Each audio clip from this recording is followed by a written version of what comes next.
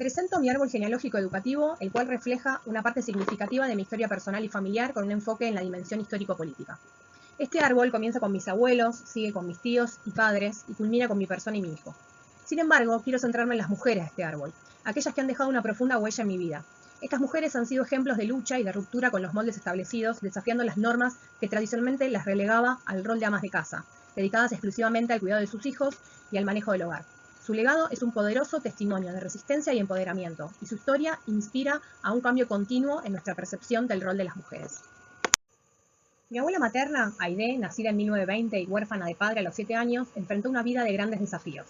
Con el esfuerzo incansable de su madre, quien trabajó arduamente para criar a sus 6 hijos tras la muerte de su esposo, Aide logró completar la escuela primaria en una escuela pública.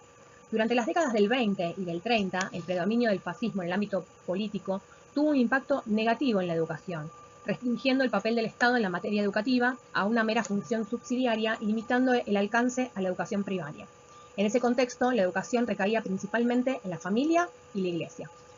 A pesar de estas limitaciones, Aide cultivó una profunda pasión por el conocimiento. Se sumergió en la lectura, accediendo a libros en cualquier biblioteca disponible, en una época sin medios audiovisuales ni Internet. Su amor por el saber le permitió adquirir una cultura vasta y rica, que incluso muchos universitarios no poseen. A sus 20 años comenzó a trabajar como secretaria del directorio de la empresa norteamericana Westinghouse, que se había instalado en la Argentina. Ya a su tercera edad asistió a diversos talleres de escritura, donde dio rienda suelta a su vocación con una notable producción de cuentos, escritos sobre política y demás. De hecho, todos en la familia conservamos un acróstico creado por ella. Me pregunto qué había sido de ella en un contexto de igualdad real, ya que en su época, contrario a lo que dice Paglianiti, el acceso, la distribución y la permanencia en la educación eran profundamente desiguales.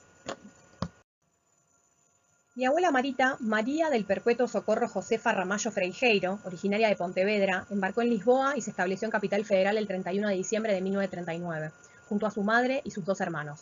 Realizó su educación primaria y secundaria en una escuela estatal, donde afirmaba que el colegio la hizo sentir cómoda en un entorno nuevo y desconocido. Claudia Romero sostiene que las instituciones educativas pueden cambiar la vida de las personas de manera significativa. Este es un claro ejemplo en donde la vida de mi abuela Marita, una mujer exiliada por la guerra, encontró en la escuela un refugio en su nueva realidad. Además, Marita logró algo excepcional en su época. Se graduó como arquitecta en la Universidad de Buenos Aires en 1968, en un contexto en el que el acceso a la educación superior era elitista y selectivo, reservado por unos pocos debido a los requisitos académicos y económicos. Las políticas inclusivas del siglo XX en Argentina, como la gratuidad universitaria establecida en 1949 por Perón y reafirmada por la reforma de 1918, hicieron posible igual su logro. No solo completó su carrera con éxito, sino que también se dedicó a la docencia. Con gran orgullo por sus orígenes participó activamente en actos y festividades españolas y donó parte de sus objetos familiares al Museo de la Migración Gallega en Argentina, como lo muestra la foto que acompaña. Mi tía Marta, maestra normal nacional, locutora nacional y licenciada en Ciencias de la Educación, egresada de la UBA, vivió en una época de transformación social y política que marcó el avance de los derechos sociales, incluido el derecho a la educación. Sin embargo, cuando estaba en segundo grado, el golpe de Estado liberado por las Fuerzas Armadas derrocó el gobierno de Juan Domingo Perón. Comenzó su trayectoria universitaria en 1965, pero en 1966 enfrentó el golpe de Onganía.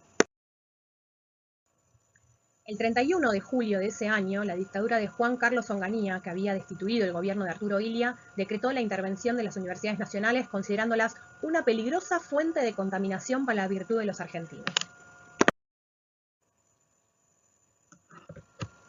Esta intervención violenta, que comenzó el 29 de julio en la Facultad de Ciencias Exactas de la UBA, pasó a la historia como la Noche de los Bastones Largos, debido al uso de palos por parte de la Policía Federal para reprimir a los estudiantes, docentes y decanos. Su pasión por los medios de comunicación y las oportunidades que surgieron la llevaron a dedicarse plenamente a la producción periodística. Como locutora en un programa conducido por Magdalena Ruiz Guiñazú y con el impulso de esta destacada periodista, comenzó a explorar el mundo de la producción, un campo que en ese entonces no contaba con una formación formal y en el que los productores se formaban principalmente sobre el terreno. En televisión trabajó en el noticiero de Canal 13, donde llegó a ser productora ejecutiva de Buenas Noches Argentina, un informativo que ocupaba el horario de las 20 horas antes de que Telenoche tomara su lugar. Su trayectoria en radio fue en diversas emisoras, destacándose en Radio Mitre desde 1987 como productora de Magdalena Ruiz Guiñazú, con quien trabajó hasta su fallecimiento en el 2022.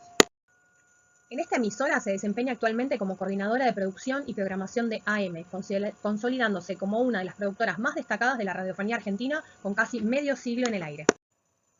Mi mamá comenzó su educación primaria en 1961, cuando el ciclo se estructuraba en primero inferior, primero superior, segundo, tercero, cuarto, quinto y sexto grado. Durante su quinto año en primaria, se implementó una reforma que eliminó las denominaciones inferior y superior en los primeros grados, y reorganizándose el sistema de primero a séptimo grado. Así es que luego de cursar quinto grado, pasó a séptimo grado, con el plan de estudios ya consolidado. Las materias de séptimo grado estaban articuladas para ser compartidas por dos docentes. Una debía dictar lectura y ciencias sociales y otra matemática y ciencias naturales. Al finalizar la primaria, optó por ingresar a la Escuela Superior de Comercio Carlos Pellegrini, que depende de la Universidad de Buenos Aires. Para acceder a esta institución, tuvo que rendir un exigente examen de ingreso. La escuela Carlos Pellegrini facilitaba el acceso directo a las facultades de la UBA, por lo que su ciclo secundario tenía una duración de 6 años. En 1963 se produjo una modificación en las condiciones de ingreso a las facultades, permitiendo que los estudiantes ingresaran a las universidades sin restricción. En consecuencia, los programas de sexto año de las escuelas se ajustaron para permitir a los estudiantes comenzar sus estudios universitarios en el segundo cuatrimestre del año. Mi mamá se inscribió en la licenciatura en Ciencias Biológicas en la Facultad de Ciencias Exactas ubicada en Ciudad Universitario. Asistía al secundario por la mañana para completar el ciclo lectivo y a la facultad por la tarde. Posteriormente comenzó el oscuro periodo de la dictadura militar, marcado por persecuciones y la desaparición de numerosos compañeros. No debemos olvidar que la educación es un derecho fundamental, entendido como una construcción social, política, historia e institucional, tal como señala Pagano y Finnegan. A lo largo de la historia argentina, el derecho a la educación ha recorrido un largo camino, enfrentando múltiples alteraciones debido a los eventos históricos que han marcado el país.